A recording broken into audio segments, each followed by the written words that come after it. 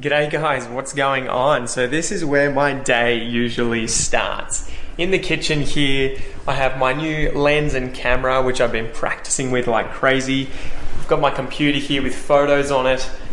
And then I've got this, which isn't breakfast, but it's what I've been putting outside to get birds to come closer for me to photograph. So I put it on the ground here, put it on the roof over here, and it brings birds in closer so I can use this camera right here to take photos. So today we're going to talk about reflective practice and how you can use it to improve your English as fast as possible, no matter what your level. Let's go.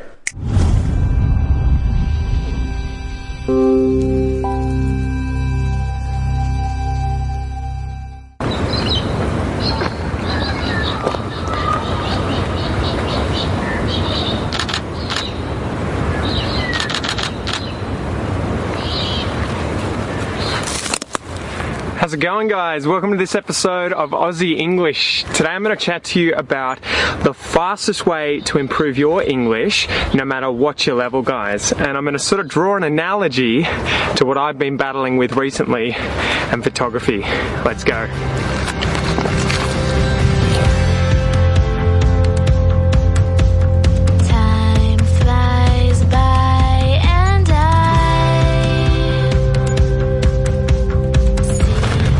Alright guys, so the topic for today is reflective learning.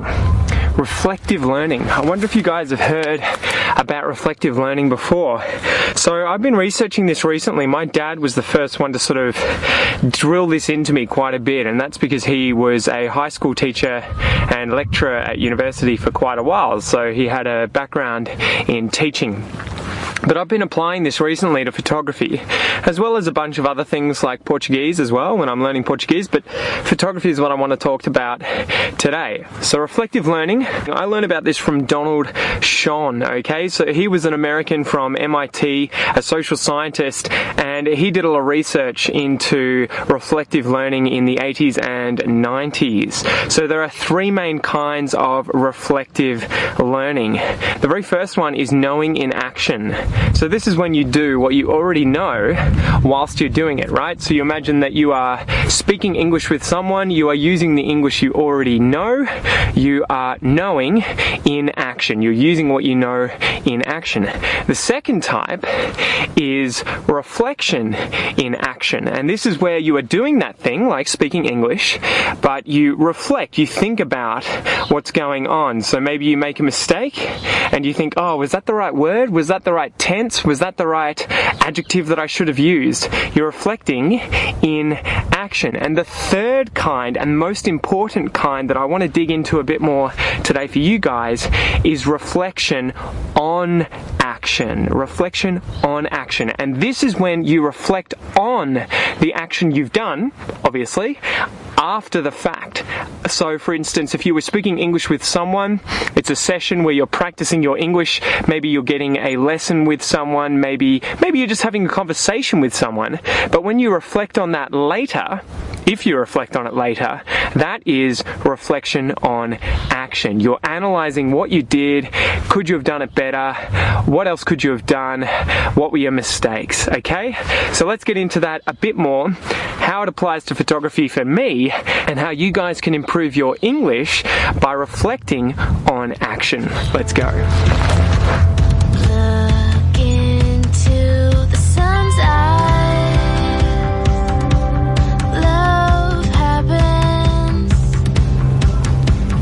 So recently, guys, I've been coming to Mulligan's flat quite a bit, and you guys have probably seen this in my Instagram posts, on YouTube, and the videos. And the main reason is that I'm trying to constantly practice the same thing again and again and again, or I guess variations of the same thing, right? So there are lots of animals here, there are lots of little birds, lots of kangaroos, wallabies, all kinds of critters and creatures, and I'm trying to really hone in my photography skills.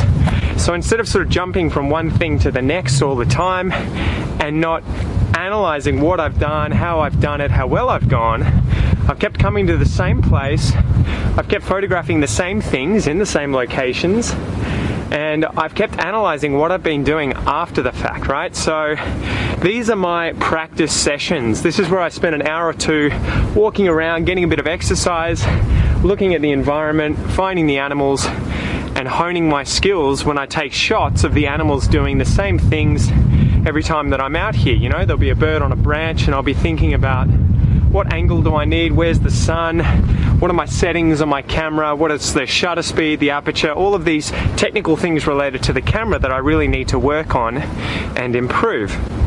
And the trouble I was having at first was that a lot of my photos were out of focus. The animals were too fast, the settings weren't correct. On the camera, the photos were overexposed, they were blurred, they were horrible. But I improved really, really rapidly because of reflective practice, guys, okay? Let's just focus on that for a sec.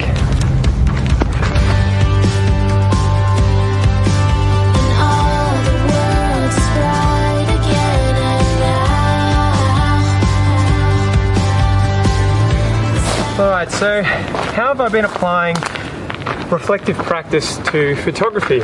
Obviously I've been doing number one. I have a certain set of skills in photography that I already know, and when I come out and take photos here, I use those skills. Knowing in action. Number two, I'm reflecting in action. I'm taking photos, I'm looking at the photos. As soon as I've taken them, I'm zooming in, I'm thinking, what the hell have I done wrong? Why don't I like this? How could I improve this? Is there something wrong with it? I'm scrutinizing those images and I'm thinking in the moment, I'm reflecting in the moment on what I've done and how I could improve that. But then number three, I'm reflecting afterwards. So I come out here, I do my 1-2 hours, however long it is, I take a few thousand photos, I go home and I sit down, load all the photos onto my computer and I start going through them and I start looking at the ones that I like, I sort them out, delete the rest, and then I start scrutinizing the ones that I like and I think, how could I have improved them? Well, what do I like about them? What have I done right? And what could I do more of in the future? And if I'm having specific problems, like maybe the animal is too blurred, and I'll show you some of these photos in a sec and how I've hopefully improved. If the animal's too blurred, I get on YouTube, I get on Google, and I start searching how to take sharper images. I take blurry images, what do?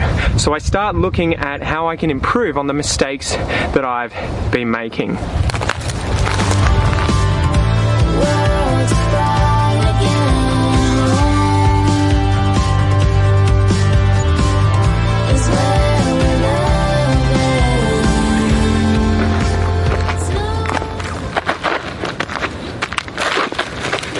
So once I identify those mistakes and I sort of think about it, I reflect on those errors, I then plan my next practice session.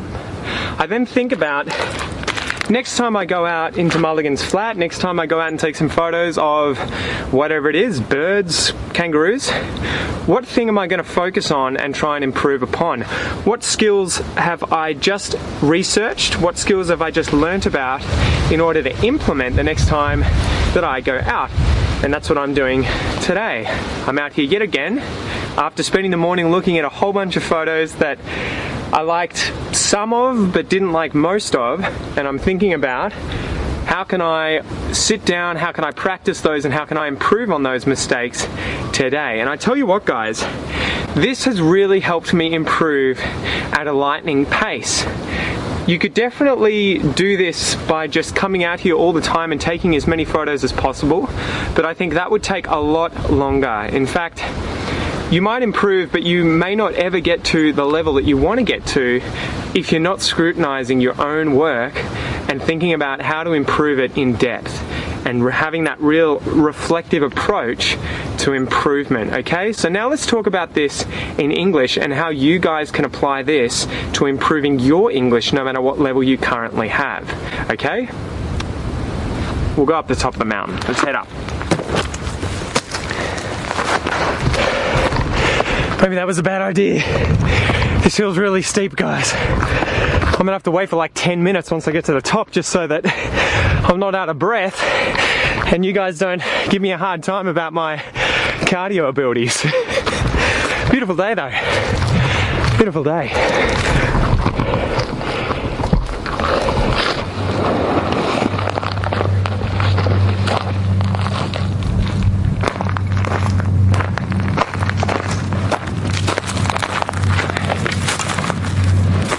for like 10 minutes looking for these bloody kangaroos. First time ever I've been to Mulligan's Flat and I couldn't see a kangaroos. I've come up this hill, come all the way down here. These guys are here. The moment I set the tripod up and move towards it and click go, there's dust and they're gone.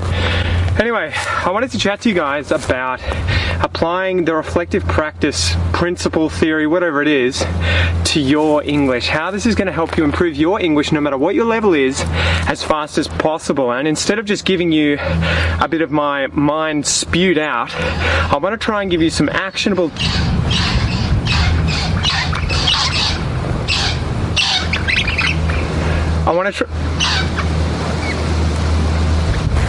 Are you done? Good. I want to try and give you some actionable tips that you guys can apply to your English learning, whatever the way is that you've set it up, okay? So you've got a routine, a schedule. Maybe you don't even have one of these, but if you have a routine or schedule, I want you to try and apply these several tips and tricks to that schedule in order to improve your English, okay?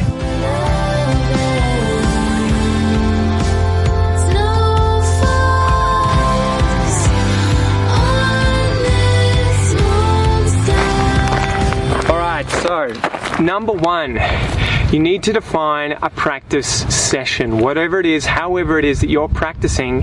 When you're practicing your English, I think you need to create a half an hour or maybe a 1 hour period, at least once a week, where you are actively practicing your English. Number two, during those sessions, you need feedback. Whether it's internal and it's coming from you when you can work out what it is that you're doing wrong, or whether it's external and it's coming from someone else, a friend, a family member, a tutor, a teacher, whoever it is, you need to be getting some kind of feedback on which you can then practice, you can scrutinize, you can improve upon. Number three, you need to go away and practice on the feedback that you've just been given. What is it that you got wrong and how can you do it correctly next time?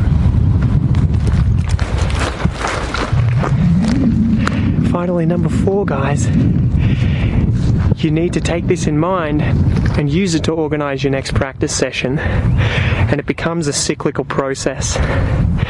You need to apply this every time you do this practice session, and you're going to get results that just compound. You're going to improve a lot faster than if you were just winging it, you were just improvising every single time.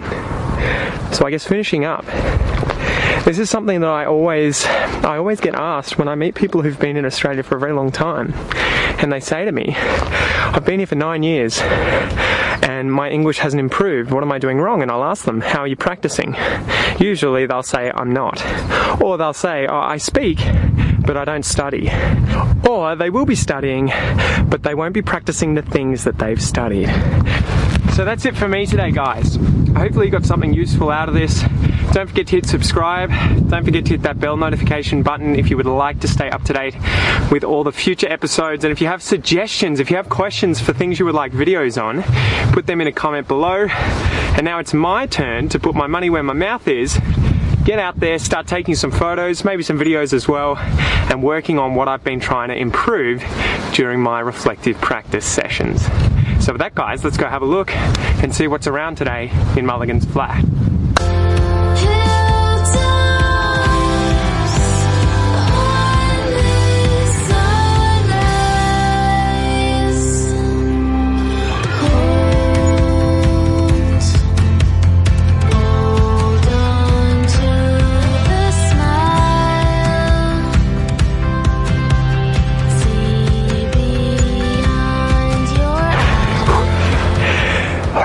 Target acquired.